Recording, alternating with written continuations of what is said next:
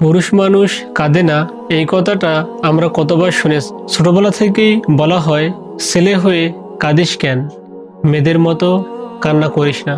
কিন্তু আজ আমি একটা সত্য কথা বলবো, পুরুষ মানুষ কাঁদে না, এই কথাটা সবচেয়ে বড় মিথ্যা।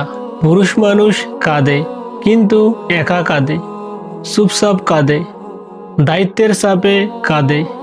আজ আমরা কথা বলবো সে অদৃশ্য কান্না নিয়ে, যেটা কেউ দেখে না, কেউ শোনে না, কিন্তু আল্লাহ সব দেখেন। সমাজ পুরুষ মানুষকে শিখিয়েছে, তুমি শক্ত হও, তুমি কঠিন হও, তুমি নির্দয় হও, তোমার চোখে পানি মানায় না। কিন্তু প্রশ্ন হলো, পুরুষ মানুষ কি মানুষ না? তার কি অনুভূতি নেই?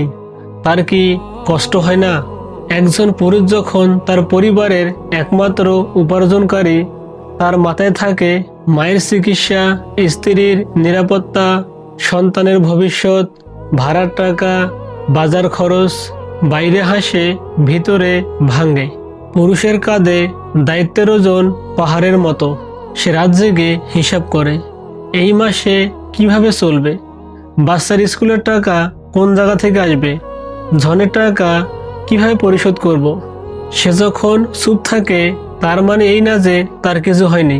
সে শুধু কাউকে বোঝাতে পারে না, কারণ তাকে বলা হয়েছে তুমি দুর্বল হতে পারবে না। কিন্তু সত্য হলো, পুরুষ মানুষ দায়িত্বের চাপে কাঁদে, সেজদায় গিয়ে কাঁদে, হয়তো গভীর রাতে বালিশে মুখ লুকিয়ে কাঁদে। ইসলামে কি পুরুষের কান্না দুর্বলতা? না।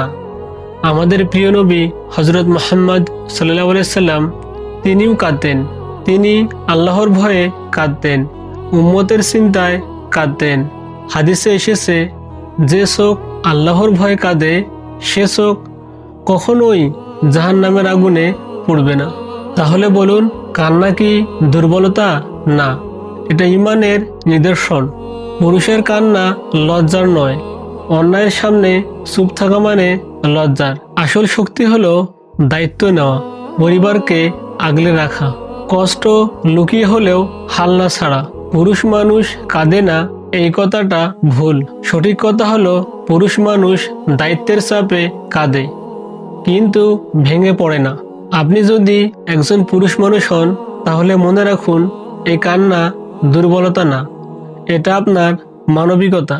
আর যদি আপনার জীবনে একজন পুরুষ থাকে, তাহলে তার কষ্টটা বোঝার চেষ্টা করুন, কারণ সে হয়তো চুপ, কিন্তু তার বুকের ভিতরে